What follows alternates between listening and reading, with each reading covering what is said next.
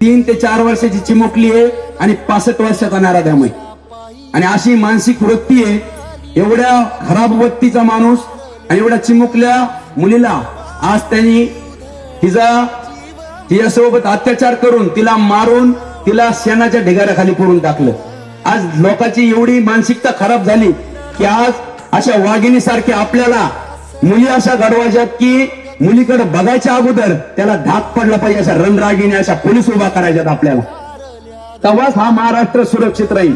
पूर्वी घरात बसून आता मेणबत्त्या घेतल्यात, कोणी मोर्चे लावलेत, असे लाखो मोर्चे निघलेत. पण आजपासून मुलींनी विचार न करता कायद्याचा आपण विचार करतो.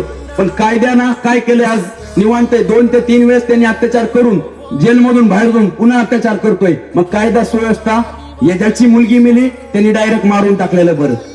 काय फरक पडत नाही का? त्यांनी पण जेलमध्ये जाईन, जेलमधून पुन्हा सुटका होईल, त्यात काय होणार आहे? पण इथून पुढे मुलींनी स्वतःचं रक्षण स्वतः करायचं.